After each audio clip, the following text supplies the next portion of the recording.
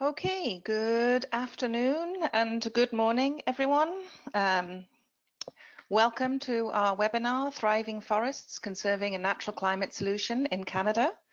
My name is Saskia Feast, and although I'm originally from the UK, I've lived in California for over 20 years, and I have the pleasure of working with Natural Capital Partners corporate clients located west of the Rockies.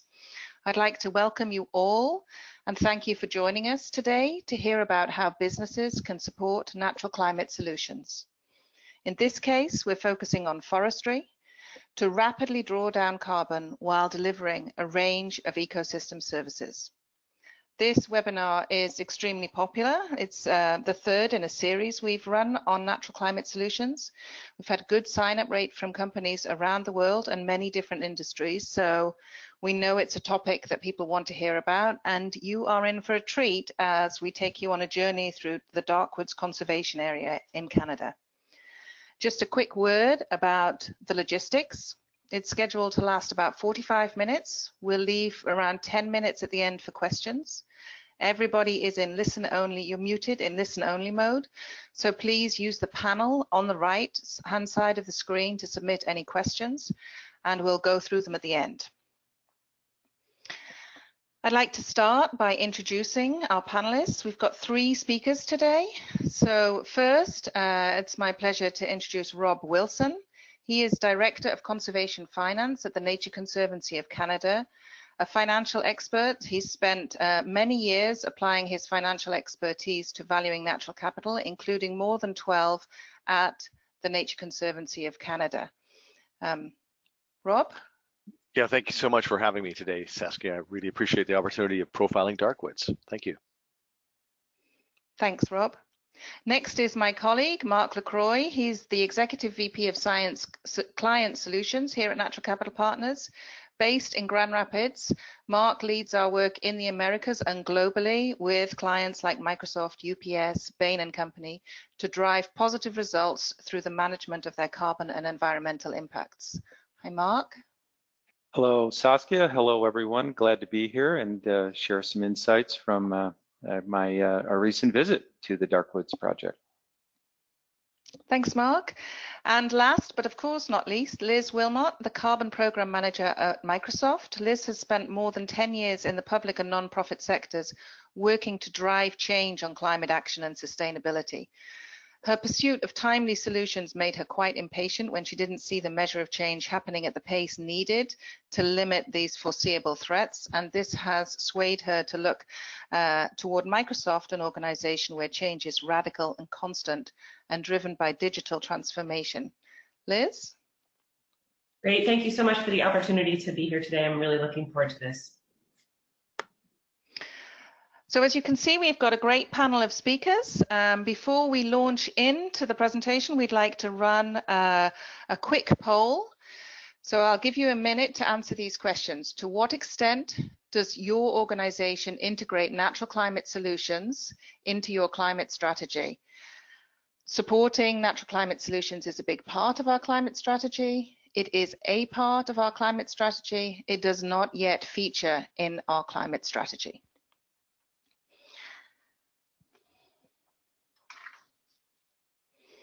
I'll give you a minute to answer that as you're thinking about the questions there.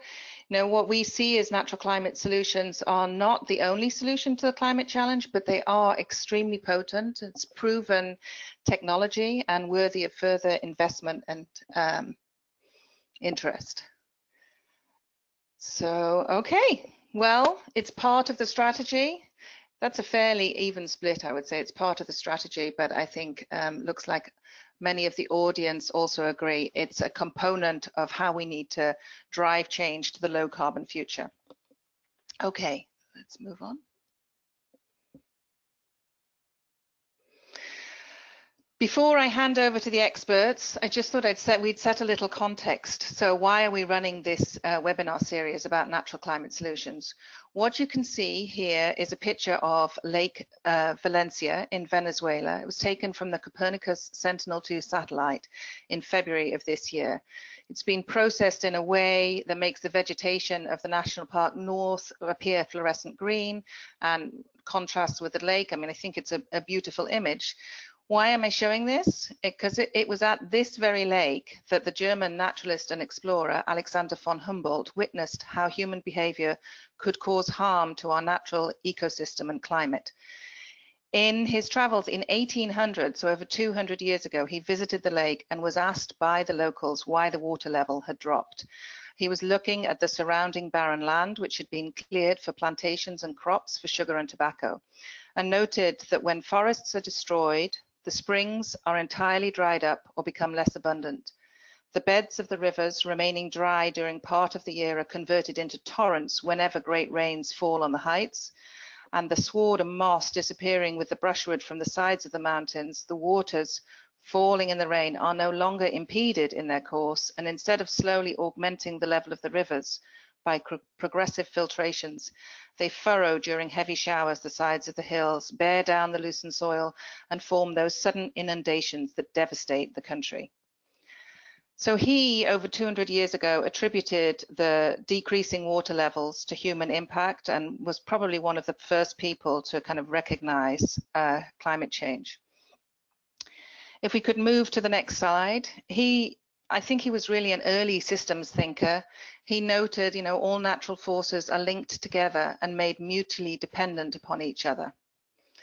We now are really able to measure that and see the impact of the natural systems. We know that they're absorbing some of the CO2 we emit, and without them we'd be in much more dire straits than we currently are. So forests, soils and oceans are absorbing about just over 50% of what we're currently emitting. The push for natural climate solutions and supporting natural climate solutions is about enhancing that potential, supporting nature to continue to reduce emissions by adopting sustainable agricultural practices. So for example, rice cultivation or is one of the types of carbon offsets that you can support reducing emissions. Removing carbon, afforestation. We held a webinar earlier around reforesting Europe and tree planting, and there's a lot of work here to plant more tree, grow and sequester carbon. And then storing more carbon, building resilience and optimizing existing systems. So, with that brief introduction, I am pleased to hand you over to Rob, who will explain the importance and process for conservation and improved forest management projects and how this is increasing carbon stocks in Canada. Thanks very much, Saskia. And hello, everyone. Just by way of background, the Nature Conservancy of Canada, or NCC, is Canada's largest land trust. And along with our various partners, NCC has since 1962 contributed to the protection of more than 14 million hectares, or nearly 35 million acres of lands and waters throughout Canada. The project that we'd like to profile today is known as Darkwoods, and that's what you see in front of you. It was purchased by NCC in 2008, and Darkwoods represents the largest single fee simple conservation project ever undertaken in Canada. Located in British Columbia, Darkwoods spans an area of more than 62,000 hectares, about 155,000 acres, with a hugely diverse landscape ranging from low-lying valley bottoms to towering mountain peaks at nearly 2 kilometers in elevation. It also hosts some of the last remaining inland temperate rainforests on the planet. With its wide variety of tree species and old-growth forest, Darkwoods is not only a world-scale conservation project, but it's also one of North America's largest forest carbon projects. Conservation-based forest carbon projects like Darkwoods offer natural climate solutions that are incredibly important in addressing the target of keeping the global average temperature to well below 2 degrees Celsius. Not only do these types of projects allow for climate change mitigation through the protection of existing forests, which store enormous amounts of carbon sinks, but these forests also continue to remove large amounts of CO2 from the atmosphere, adding to existing carbon stocks. Moreover, they offer the potential for additional restoration and improvements to forest management, which can further increase the forest's storage and ongoing sequestration capacity and further buttress the effects of a changing climate. These forest carbon projects generally fall into one of 3 categories: avoided afforestation, reforestation, improved forest management, and avoided conversion or deforestation. Improved forest management like Darkwoods and IFM project, it typically offers the most flexibility, as these projects permit a multiplicity of options by which carbon emissions might be reduced within a project, including a component of avoided deforestation combined with management practices designed to increase carbon sequestration, that is, ongoing carbon removal from the atmosphere. Typically, some sustained harvesting is permitted, but at a much reduced level, and other strategies might also be employed at the project level to generate additional offsets through reforestation, extending harvesting rotations, modifying forest management practices. We estimate that Darkwoods actually stores more than 5.6 million tons of carbon, which is equivalent to more than 19 million tons of CO2, and it continues to absorb significant amounts of new atmospheric carbon each and every year. Over the project life, this is expected to grow to about 8.4 million tons of carbon, which is more than 30 million tons of CO2. Next slide, please. The Darkwoods lands are located in southeastern British Columbia, approximately 12 miles north of the US border, just north of the US states of Montana and Idaho. One of the most important dimensions of a project like Darkwoods is its sheer scale and its connectivity with other protected areas. This provides excellent opportunities to ensure the protected connective corridors are established to allow various species the ability to roam and adapt to the threat of climate change, as well as to avoid the threat of deforestation and habitat loss. You can see from this map how this property does in fact connect with other protected areas, so that its conservation connection actually exceeds 111,000 hectares, or more than 275,000 acres of protected area. From a management planning perspective, Darkwoods is actually zoned so that the activities that occur within the landscape are managed depending on our conservation objectives. It's typically a two-zone approach that we use, first of which is a reserve zone, with emphasis on strict protection of biodiversity targets and limited infrastructure or activity, limited or no access and no timber harvesting, and then a management zone which allows for multiple uses and active management of biodiversity targets. So this map provides that kind of context. Next slide, please. The most critical aspect of a forest carbon project like Darkwoods, in fact any carbon project, is the ability to demonstrate that the project is additional. That is, the project goes above and beyond what normally might have taken place on the property. And in the case of Darkwoods, we were able to successfully demonstrate to very rigorous third-party auditors the business as usual case. That is, the property would have been substantially deforested over a 15 to 20-year time period had NCC not purchased it. And we're able to demonstrate this by establishing the existing of competing bids from commercial operators, which would have inevitably led to significant deforestation of this property. BC also has no formal harvesting restrictions or reforestation requirements on private land, so the deforestation potential was indeed very, very real. NCC has chosen to maintain a small conservation-based forest harvest. That's the project baseline case at the bottom of that chart, principally in order to facilitate forest thinning, reforestation, and restoration work, and equally important in order to maintain employment at a local mill, a demonstration of the importance of community engagement. So the project baseline is therefore at a greatly reduced level of harvest that we're allowing to take place periodically on designated areas of the property, equivalent to about 10,000 cubic meters per year, which compares with a potential deforestation harvest level of 250,000 to 300,000 cubic meters per year under the business as usual case. It's the difference between these figures, the business as usual and the project baseline, that gives rise to most of the credits, which, as you can see, drops substantially around year 20 when the property would have been deforested. Of course, there's also incremental growth occurring during the harvesting period, which provides further credits, but the bulk of the credits are arising from avoided harvesting over the 20-year period. But it is really important to emphasize that conserving this carbon sink allows for significant ongoing and incremental sequestration of carbon to be drawn from the atmosphere. Consequently, it's the combination of protecting the existing carbon stores and the incremental absorption of carbon by the trees over time, which provides a very viable and powerful natural climate solution, along with incredible co-benefits.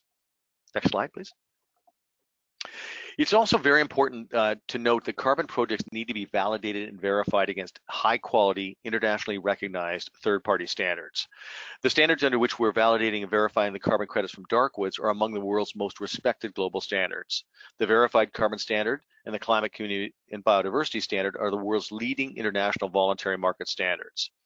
The initial validation and ongoing verification processes undertaken under these standards requires a third-party independent audit of the project to ensure that it continues to be managed in accordance with the original project design.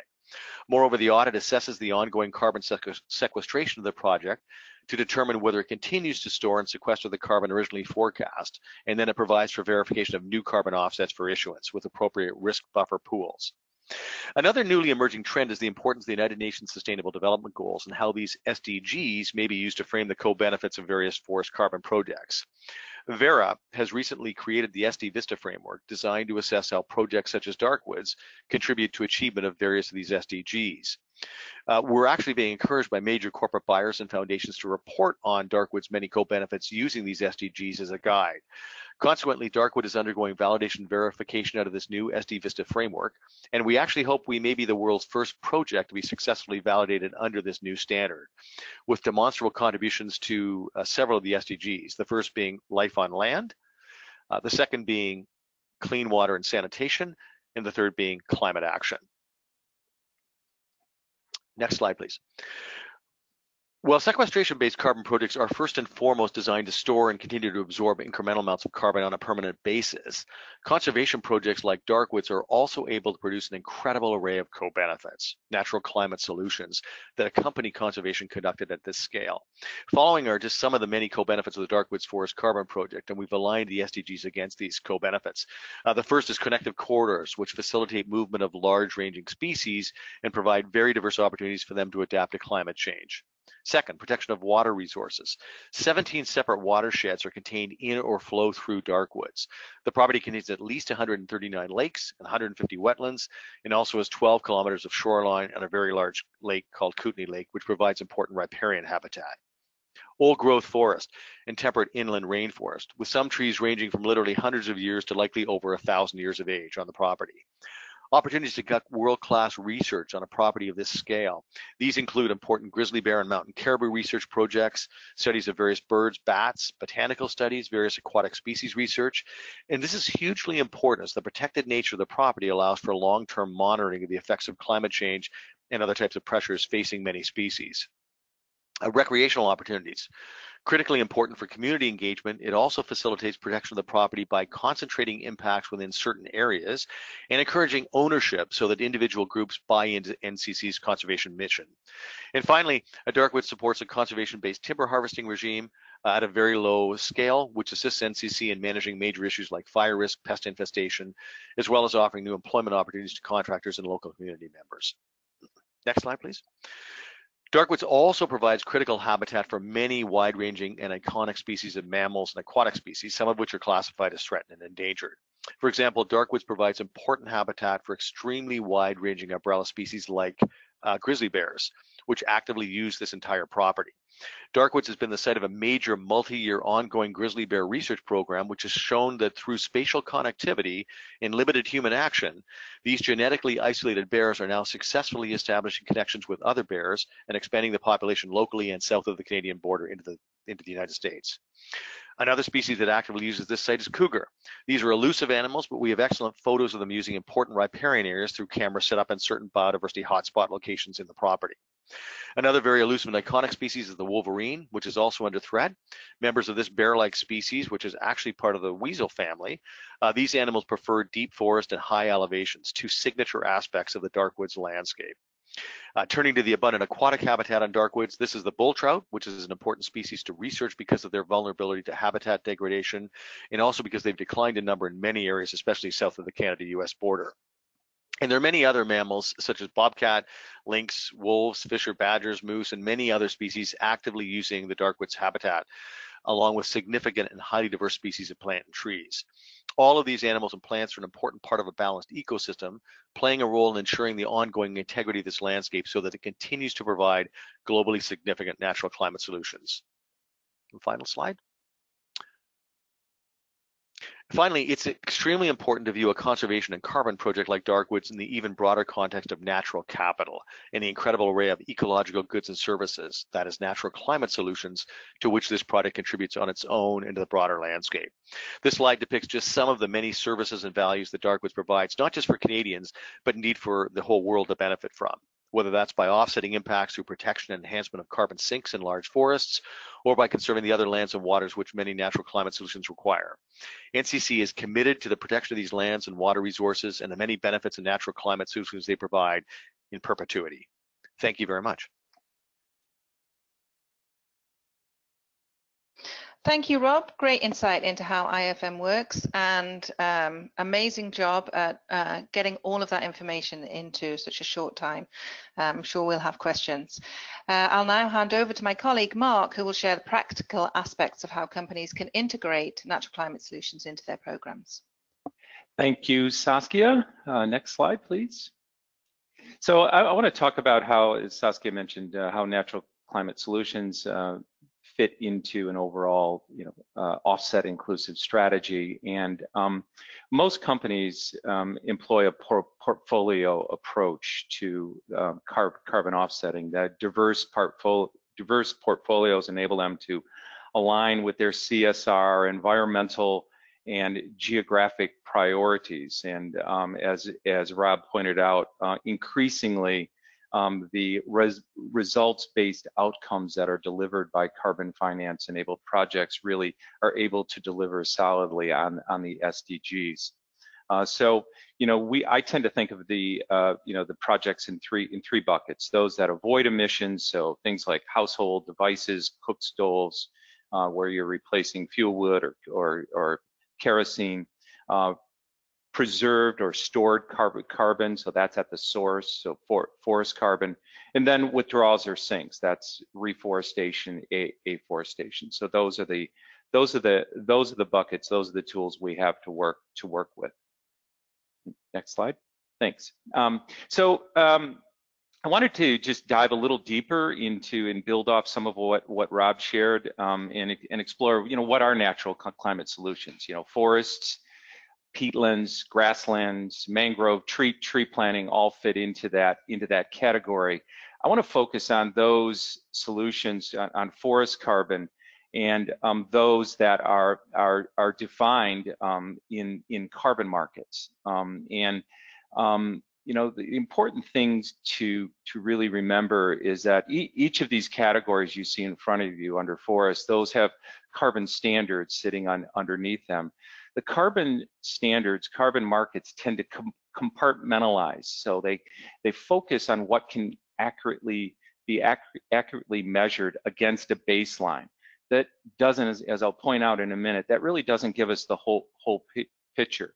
There are huge overlap. Nature doesn't operate in these neat little buckets, and there are huge overlaps between these types of projects. So like many complex issues, there is no silver bullet, there is no one approach that's going to provide the solution. So I'm just going to go through some of these, starting with reduced or avoided deforestation, red plus.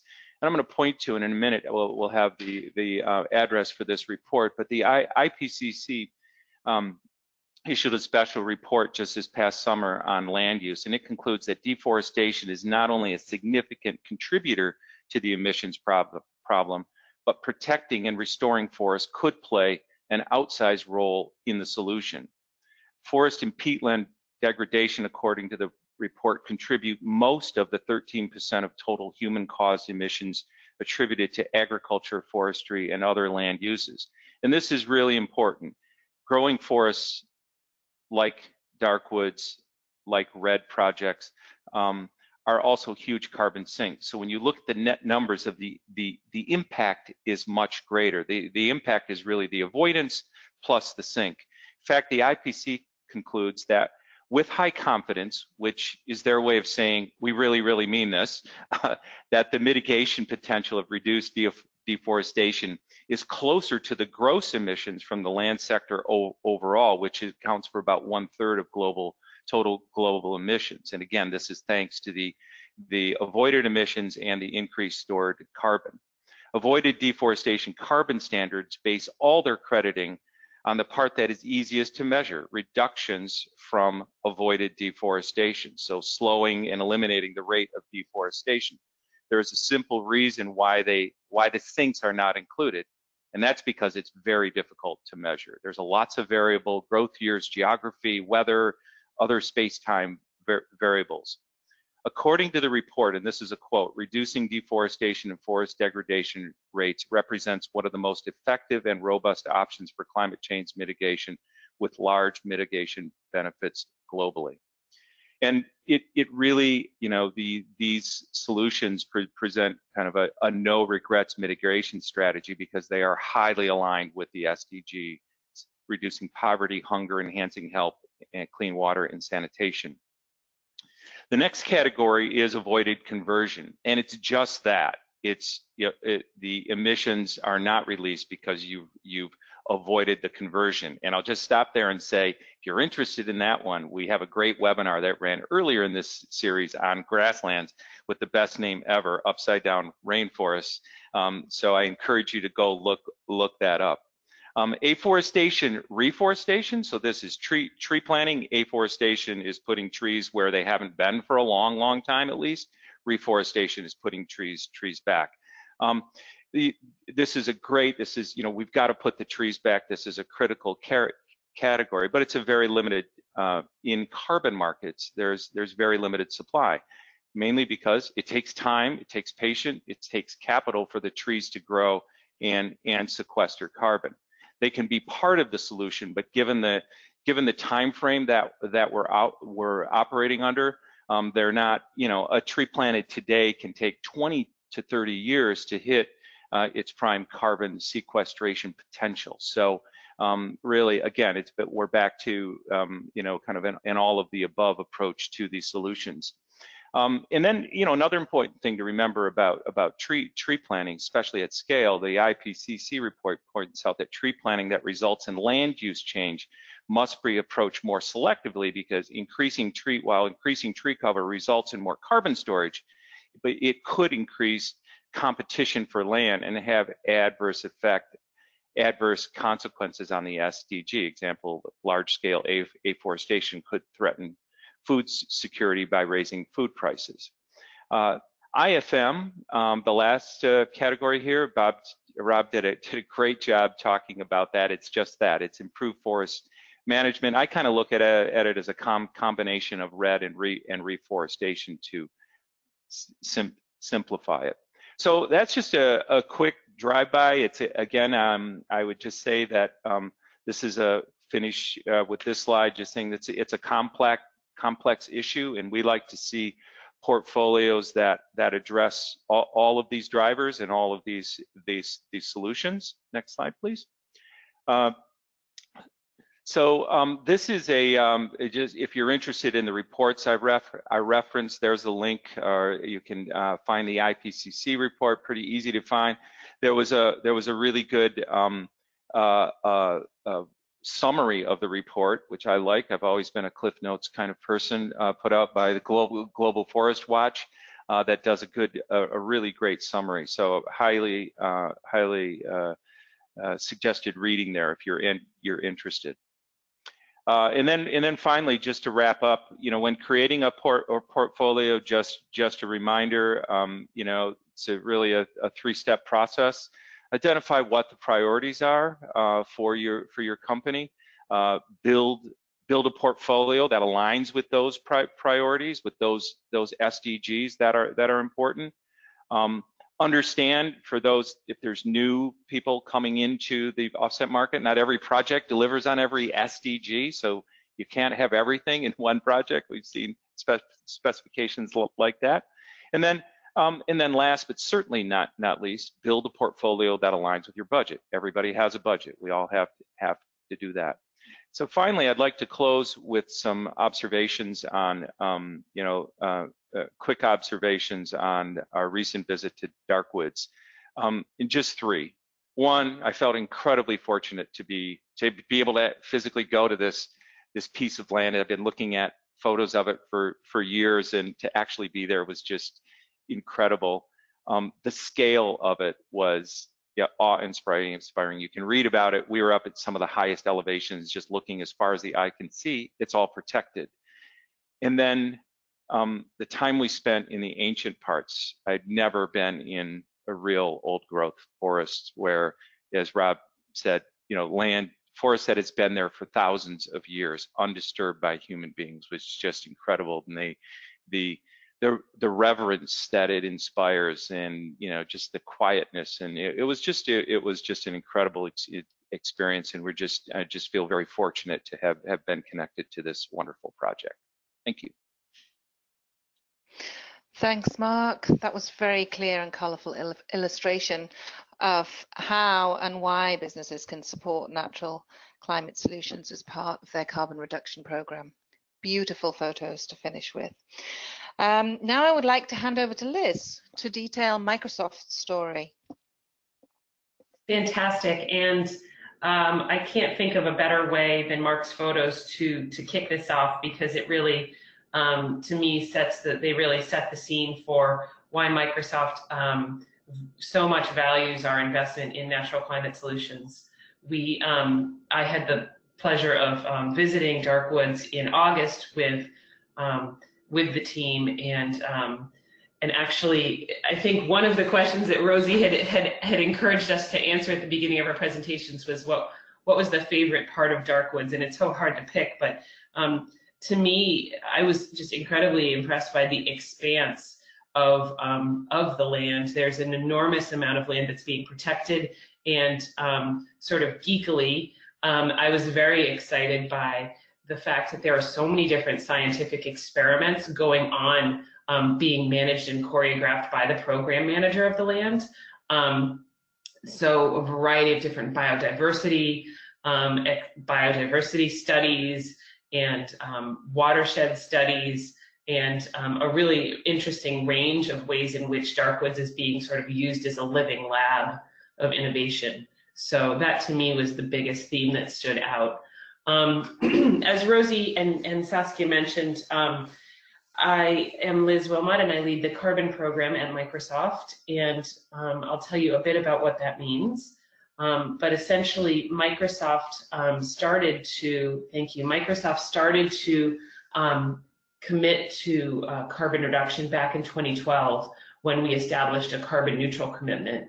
More recently, we have, like all of you, seen the IPCC report coming out last fall on the need and the requirements of meeting a 1.5 degree future, essentially preventing global temperature rise greater than 1.5 degrees Celsius to avoid catastrophic climate change. And so when we saw that, we took our existing carbon reduction commitments in that light and really stepped back and said, okay, what do we need to do as a company to upgrade our commitments to help the planet, not just in our own operations, but to help our customers and suppliers decarbonize in keeping with that reality, that scientific reality. And so we, much like all of you, I'm sure we saw the IPCC findings that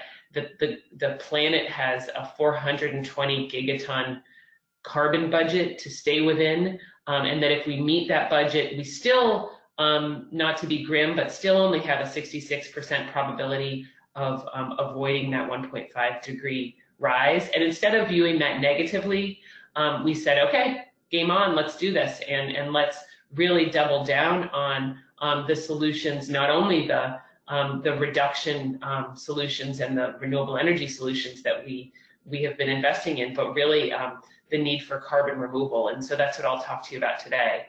And I would say that, you know, it's not lost on anyone. If you could just go back to that last slide, I'll let you know when to advance things. It's not lost on anyone that this is a really urgent time frame, and that we really need together as a private sector, with the public sector, with the nonprofit sector, really need to continue to mobilize this response and accelerate this response to do that within the next 10 years. Okay, next slide, thank you. And so, as Mark has well outlined, agriculture, forestry, and land use, aka natural climate solutions, represent just under a quarter of anthropogenic greenhouse gas emissions. So they're certainly aspects of how we treat those sectors is part of the problem. At the same time, they also represent 40% of cost-effective greenhouse gas reductions, as measured by the Nature Conservancy in a really interesting report a couple years ago. And so to us, that's just a super clear mandate to be investing in natural climate solutions. And as I like to say, you know, despite some of the controversies that you've undoubtedly seen in media coverage about some of these topics and how to measure these climate solutions, I like to say, directionally, we know we need more corporate investment in natural climate solutions, not less. And we just simply need to figure out a way to measure it better. So measure the impacts better. So it's not that we need to divest, in fact, quite the contrary, but we need to be able to measure it credibly, more effectively. So next slide, please. And so Microsoft takes a very particular approach to achieving carbon neutral operations. Many of you probably have different definitions of what carbon neutral means versus climate neutral versus net zero, and we're very particular about that, and we try to be very transparent about how we approach that. We reduce our operational emissions first and foremost. We replace what we can't reduce with renewables and sustainable fuels, and then we work to remove carbon from the atmosphere through the purchase of carbon offsets. And that's really the equation that we use to meet carbon neutral operations. And of course, the third pillar is really what we're focused on today. So next slide. Thank you. And the reason I want to mention all that is context for how we invest, how we chose Darkwoods. We really take all of the projects that we consider in context of these 5 guiding principles. Whether we're using our broadest area of influence to make deepening investments in carbon sequestration and removal, whether they're measurable and verifiable, which is crucial, whether they create benefit for Microsoft business and communities of operation, as Darkwoods does for us, being such an amazing project in Southeast British Columbia that's relatively close to our significant Microsoft presence in Vancouver, BC.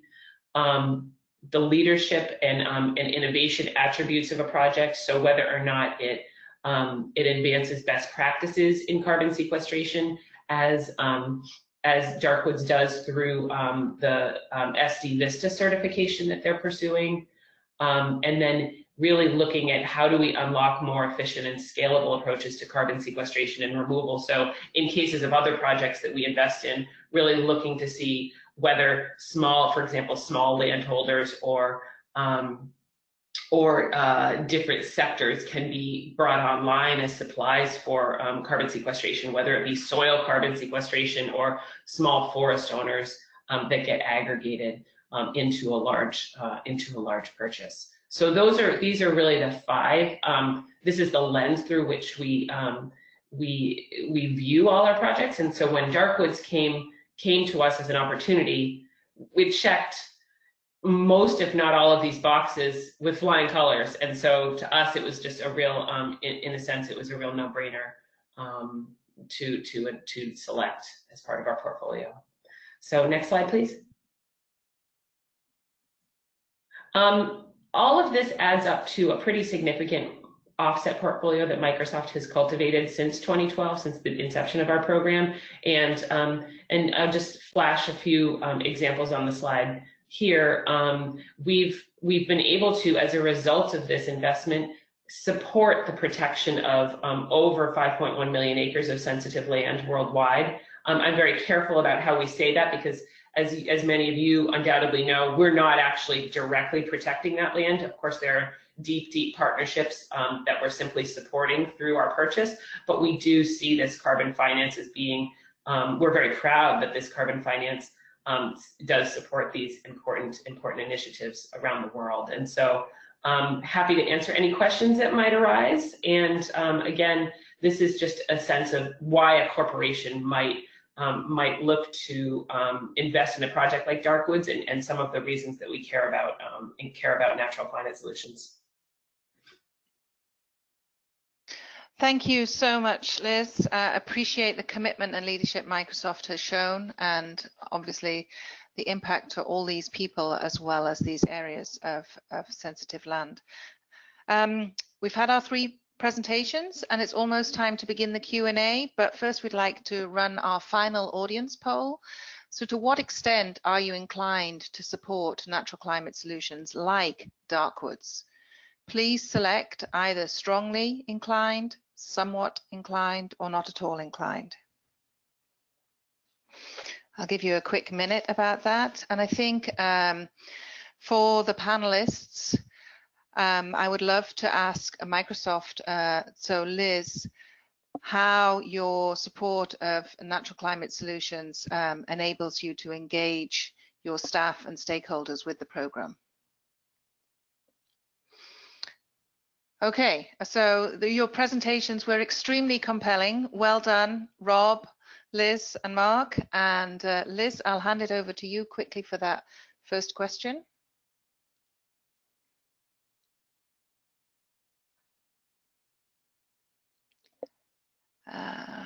Liz.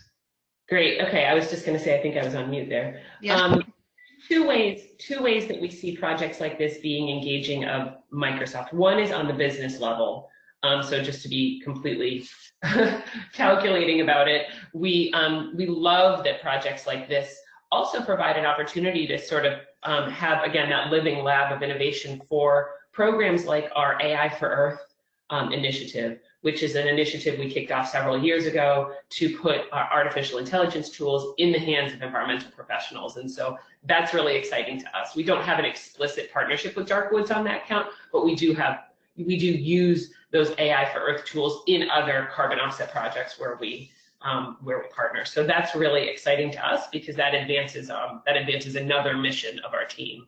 The other way in which, and more directly to answer your question, Saskia, the other way in which this type of project excites us is that we're able to bring, in some cases, especially locally in projects we've done in the Seattle area and Redmond area where our headquarters is, we have been able to bring employees out to actually do volunteer projects. And so in a project we did via Natural Capital Partners with King County, Washington, we were able to bring 10 or 15 employees out this summer to do trail maintenance and to do forest, essentially weeding around some of the saplings that had just been planted. And that was incredibly exciting because we have a very, very active employee sustainability community, as many of the other companies on the phone might. And that is just a really wonderful way to show those employees who may have been, frankly, skeptical of carbon offsets in the past, that these projects are actually real and alive and really meaningful. Thank you, Liz. Yes, I think from our experience, we can certainly agree that there's nothing like actually visiting a project to understand the impact, not only from the environmental aspect, but the social benefits delivered too. I have a follow-up question for Rob. Rob, you told us about a lot about how the IFM works for the Darkwoods project. Can you expand a little more on how it impacts the resiliency of the forest, particularly with respect to wildfire prevention? Sure, thanks. That's a great question, Saskia. It's fair to say, I think that we view IFM as we conducted at NCC as a means of increasing resiliency in a landscape like Darkwoods. So active management activities that occur under IFM, activities such as forest thinning or modifying rotations, reforestation, Mark talked a lot about. I think modifying stand complexity and actually increasing the heterogeneity of a forest, I think, is also a way of increasing that landscape and forest resiliency and making it much more resilient to a variety of threats, including climate change. Certainly, we're able to reduce the threat of fire through thinning activities and reducing some of the debris on the forest floor. In British Columbia, there's a fair bit of mountain pine beetle kill. It didn't affect Darkwoods substantially, but removing what debris was there also helps to mitigate fire risk. So it's very much a way of trying to manage those various aspects of a project and increase that resiliency. Great. Thank you, Rob. So we do want to be extremely respectful of everybody's time. So the webinar will wrap up in 1 minute. That gives me time for one quick question to Mark. What advice do you give clients who are trying to build an impactful portfolio of projects that actually draw down carbon? Sorry, I missed the end of that, Saskia. An impactful portfolio that draw down carbon. Oh, great. Yeah, I mean, I would just reiterate, it's there's a lot of different ways to go at this, and especially for those that are that have global operations, that are interested in different projects in different locations around the world. You know, in North America, you know, IFM is strong. In obviously tropical regions, you know, Red Plus is strong. You know, we're all working to bring more reforestation, afforestation to market. So, you know, just be open to the possibilities and just, you know, understand that it's not a one size fits all, and don't forget the avoidance. You know, really, you know, if we can, you know, it's really important to reduce emissions as well wherever we can. Thank you. Thanks, Mark. So with that, I'm going to end the webinar. I'd like to thank everyone for attending and asking questions. Thank our speakers for their excellent presentations. You can see on the screen currently all of our contact information, so that if you have any further questions, their email addresses are available. This webinar recording will be available on our website and sent out to everyone shortly, so please feel free to share it with your colleagues. And you can also find recordings of the previous webinars in this series on grasslands and afforestation in Europe on our YouTube channel. With that, thank you very much, everybody. Goodbye. Thank you so much. Thank you.